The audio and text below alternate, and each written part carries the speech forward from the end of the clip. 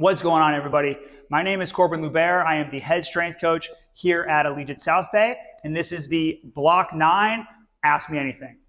All right, so the first question we have asks, what are the benefits of dead hangs? So in our team block right now, we're doing 5x5. We have a D series at the very, very end, and one of those exercises is a dead hang, where we are strapping some external weight around our hips using a dip belt and hanging from the pull-up bar with a neutral grip for 30 seconds. So what is the benefit of a dead hang?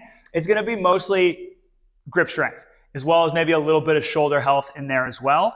But one of our biggest limiting factors for whether or not we can do pull-ups, or potentially how many pull-ups we can do, is probably grip strength. If we're thinking about trying to exert force on that pull-up bar and pull our body weight up by driving our elbows down, if our grip can't maintain that same amount of force or greater, then we're going to have a hell of a time trying to do a pull-up or a chin-up or some variation thereof.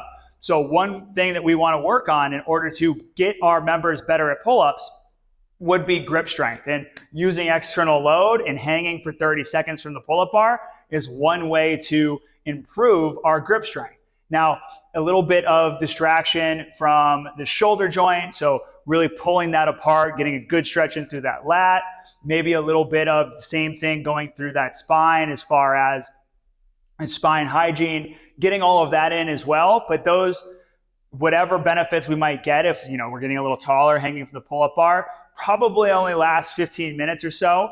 It's good for shoulder health, but outside of that, it's really just a good grip exercise for our members to try and improve their dynamo scores or their pull-up KPI when we go to redo them again in December or January.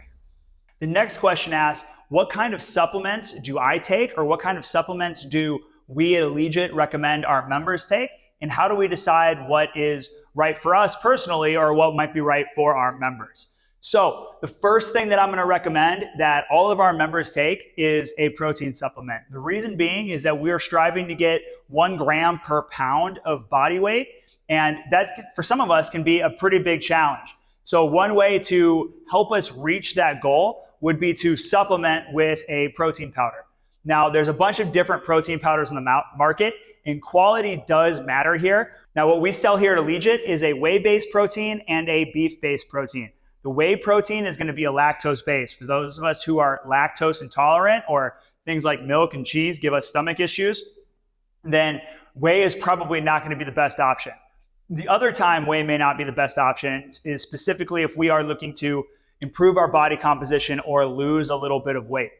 That whey is going to hit the system and digest and be absorbed really, really fast. That can be followed by an increase in blood glucose and a pretty big insulin spike, which in some cases might make it a little bit harder for us to lose weight. That's probably like the 1% if you're doing everything else right and really, really trying to maximize our weight loss goals, then that's something that we need to worry about. But for most of us who really just need to focus on getting our vegetables in, drinking enough water, and sleeping 8 hours a night, we probably don't really need to worry about that. But whey is a great solution if we don't have problems digesting lactose.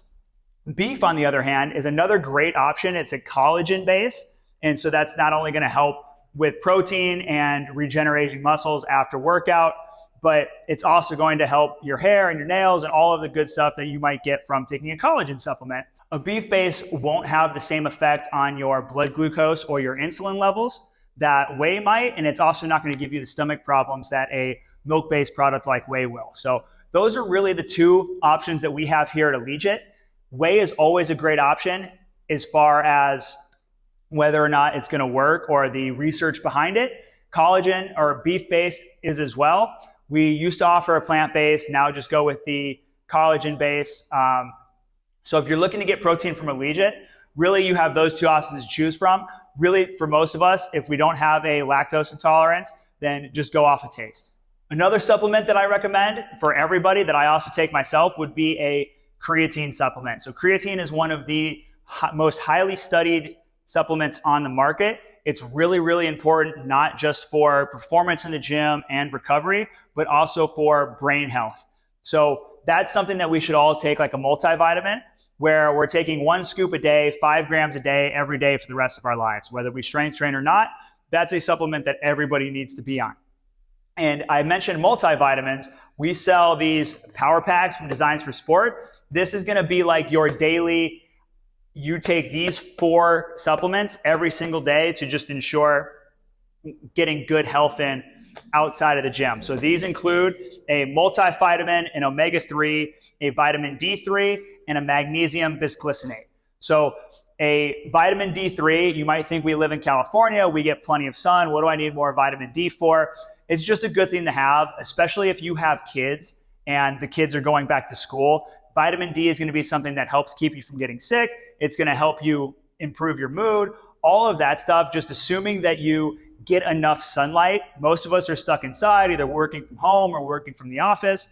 Chances are good that we're not actually getting the amount of sunlight we need to produce the amount of vitamin D we need. So getting that vitamin D in from a supplement is something highly recommended.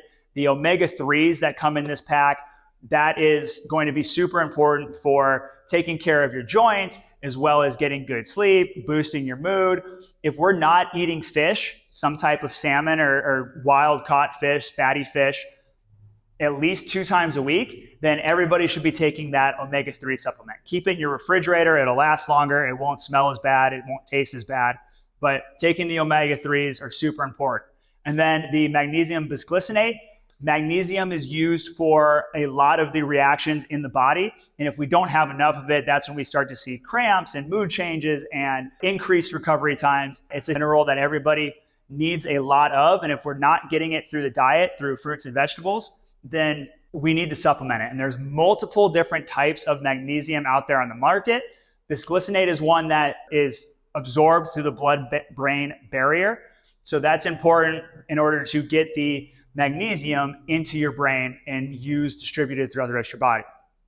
So there's some other ones out there like magnesium threonate can be really, really good for sleep, but so can bisglycinate. So if you are having trouble sleeping, bisglycinate is a little bit easier to purchase. It's less expensive. So start with that one. And if it doesn't improve your sleep time or your sleep quality, then you can upgrade to the threonate. And threonate's a little bit more expensive. You might have some wild dreams, but it will probably help you with your sleep problems quite a bit. There's other ones out there like citrate or some that are more centered around delayed onset muscle soreness and things like that. They're all really, really good, but this power pack comes with bisglycinate. And then your daily multivitamin. This is just a good idea to take for everybody. Again, kids are going back to school. It's a good idea to just make sure, even if we're getting our 7 servings of vegetables a day, we're eating lots of fruits, we're eating nuts, we're having both white and red meats, that we're getting all of the stuff we need. And this is just a top layer to make sure that everything is filled. So multivitamin, D3, omega-3, some type of magnesium supplement are all things that I would recommend for everybody. They're not necessarily things that you're going to see a huge difference in your day-to-day life by taking, but they're things that we need. And so one way that I might look at trying to figure out, is this something that I need? One, we're keeping a journal of our mood and things like that. We're doing our wellness questionnaire at Allegiate.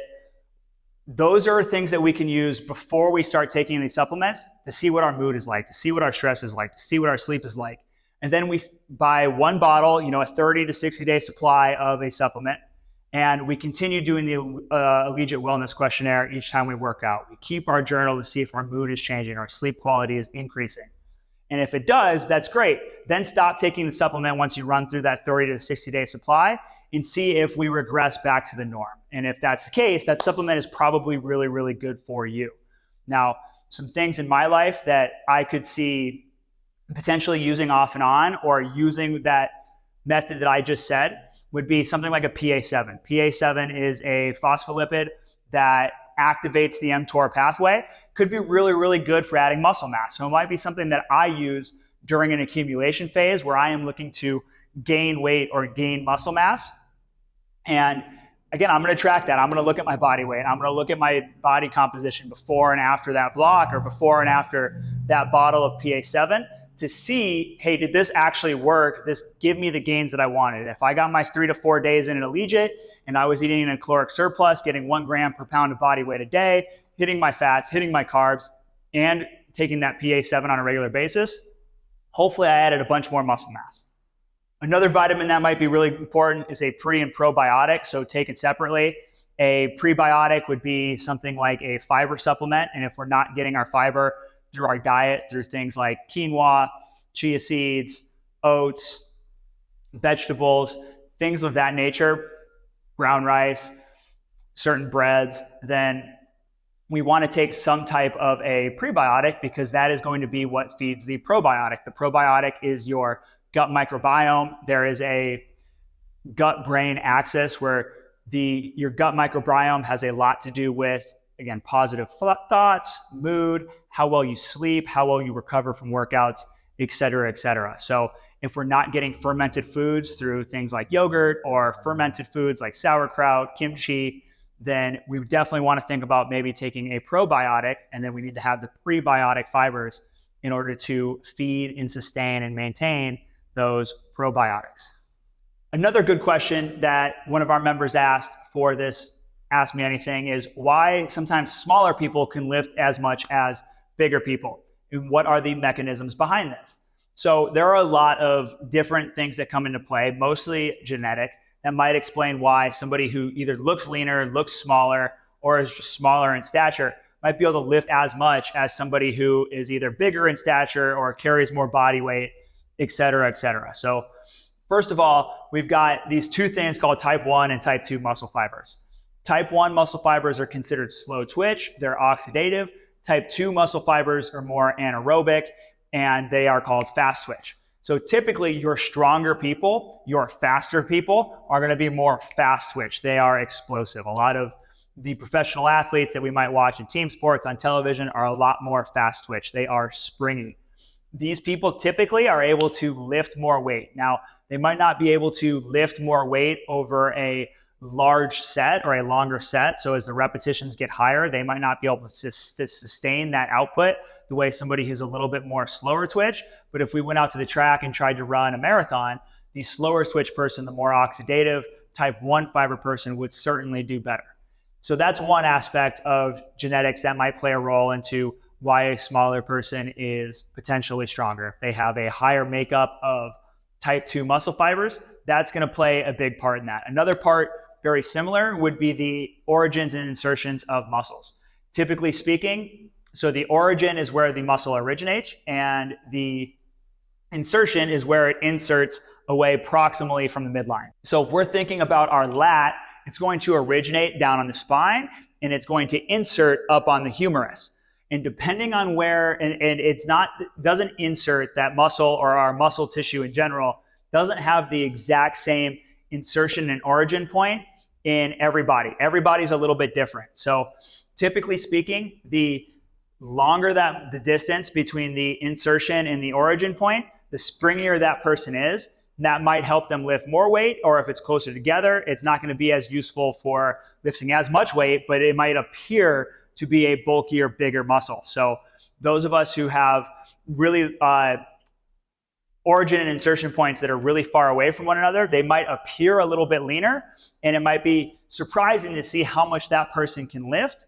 However, somebody might look really big and bulky, and if those insertion points are a little bit closer together, that's why that muscle appears really big and bulky. It might have a big bicep peak like Arnold back in the day, but might not actually be as strong as somebody with a longer insertion origin point. And same thing with tendon length and things like that. So that changes the appearance, and it also changes the function of the muscle. Now, outside of that, you could have somebody who genetically carries a lot of muscle mass or carries a lot of body mass, but they haven't done a lot of traditional strength training in the way we do here at Allegiant.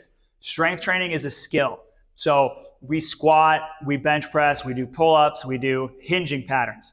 If somebody comes to us and they might have been training on machines for a really long time, they might have a nice body composition, a really good physique, but they're not used to doing multi-joint compound movements that we do here at Allegiant, they might not be as strong as those as some of our leaner members who might not carry the same physique that they carry. And it's a level of skill. The muscle tissue is there, but we have to build the connection from a brain to muscle standpoint in order to lift as much as they might lift on a hack squat or something of that sort. So this question is really, there's an endless amount of potential mechanisms behind why somebody who appears smaller might be stronger. But that's a few to kind of get your brain going here. The next question talks about pull-ups. This person says that they feel their neck tensing a lot when they're doing pull-ups. And is there a way to avoid that? If we think about the muscles in our neck, and there are a lot of muscles in our neck, and kind of go back to that origin and insertion point, a lot of them insert down on the lower parts of the shoulder girdle or the middle of the spine, things like that. And so there's a lot of crossover between the upper back muscles, the lats, which are the two muscle groups we're primarily trying to train when we do an upper body pulling exercise like a pull-up, and the muscles of the neck. And those muscles are kind of a really good foundation for the muscles of your upper back, and your lats are a really good foundation for your neck muscles. And it's important to have really strong neck muscles. So when you're pulling on a pull-up bar and you're trying with all your might to pull your chin up above the bar and we feel some neck, I actually don't hate that. That doesn't bother me. It shouldn't be your prime mover, but in this interconnectedness that is fascia in the human body, we're creating tension, and using that tension to try and pull our chin up above the bar on a really hard exercise like a pull-up is an important thing. So when this person asks, is there a way to prevent this from happening? I don't know that I really want to prevent tension in the neck from happening on the pull-up. And it's never gonna really be the prime mover. So what I don't want is pain. If we're getting neck pain, or if we're getting, we'll just call it neck pain, my guess is from a previous injury, maybe from doing pull-ups themselves, of really straining and lifting the chin to get our chin up over the bar. And this is an assumption. I'm jumping to an assumption here, so I could be way off base, but that's never good.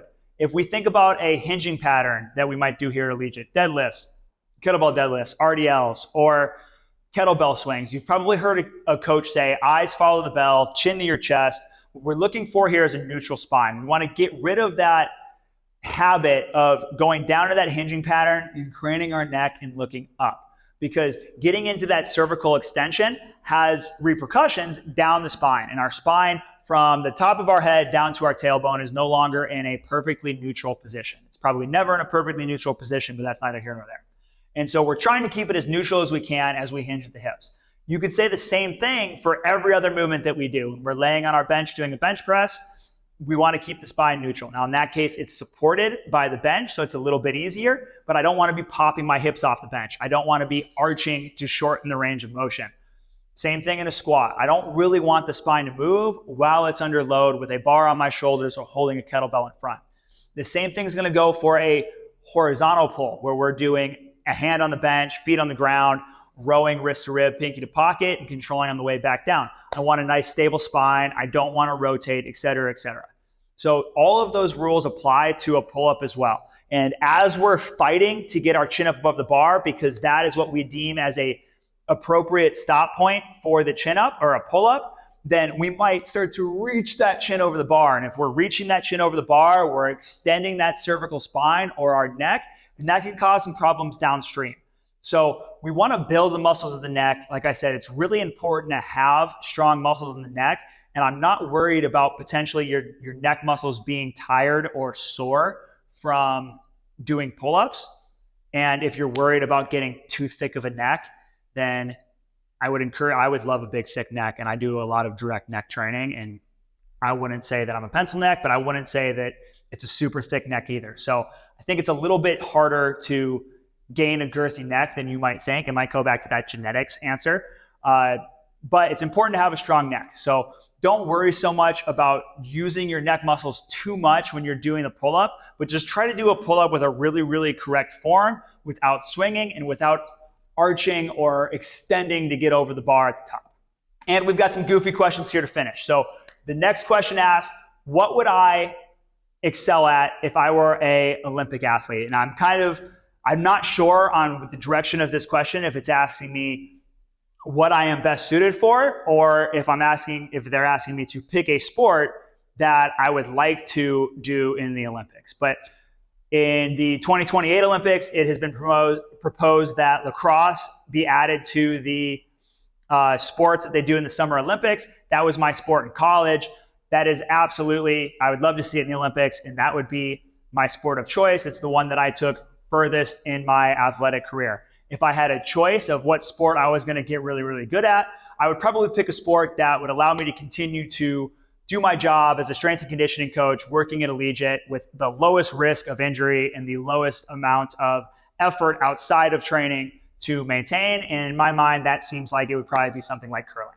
Now, the second part of this question asks how the Olympic athletes that we've been watching on television for the last 2 or 3 weeks train in order to achieve at such a high level of sport. And these are people that have been doing this for a long time. In a lot of cases, they specialize early in that sport and they do it as their full-time job. So if you look at, I saw a really good social media post on where sport was and the things we were seeing done in gymnastics in, 20, 30, 40 years ago versus what we're seeing being done by these athletes now. And a lot of it is the amount of time and effort that they can put into training. And that's in big part because of social media. It has provided an opportunity for these athletes to make money out of some niche sports where typically their careers are more or less over after college, aside from the Olympics every 4 years. And a lot of times those athletes would have to work regular 9-to-5s in order to maintain their passion and be able to live life. And so the bar was relatively low. It was high at the time, but now we're looking back on it, it wasn't as high as these athletes who can utilize social media, utilize sponsorships, and build a career. Their 9-to-5 is essentially their brand and get really, really good at their sport. And so that's why you've seen such a progression in a lot of these sports that didn't used to, they had to work 9-to-5s. So a lot of it is the time that they can put into their sport and mastering their craft. Also, recovery and training and the science behind it has just come that much further. If we look at, some of the LeBron Jameses of the world who are really what they've mastered, or part of what they've mastered is their recovery process. And that has elongated their careers and allowed them to even more time to get better at their craft and allow them to train more and more and more. And you see that in all of the sports where you're talking about, weight training, you're talking about maximizing your sleep, getting enough protein, the same things that we're telling you guys to do in order to maximize your training at Allegiate, they're doing outside of here to maximize their recovery and get more training in, right? That's their goal, is to get as much possible training in and have it be good quality training. So in order to do that, they need to recover in between sessions. It's why anabolic steroids are such a useful tool, is because it allows you to recover faster so you can get to that next workout. Same thing that these athletes are doing, trying to sleep more, focusing on their nutrition, keeping toxins out of their body, whatever it might be, that's allowing them to push even harder, stay injury-free, all of that stuff. And that's another key point right there, is avoiding injury. So one of the most costly setbacks would be some type of a injury, especially if it's catastrophic. So the science behind things like overtraining and overreaching and walking that fine line has all just really, really progressed, as well as a great effort on these and commitment from these athletes in order to master their craft. And the last question for Block 9 AMA, when is the next free shirt giveaway?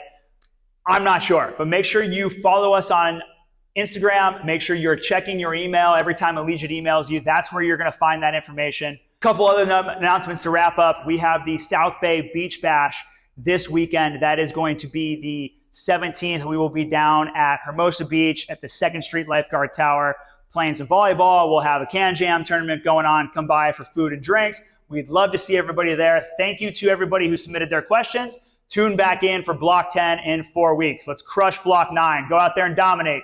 Corbin out.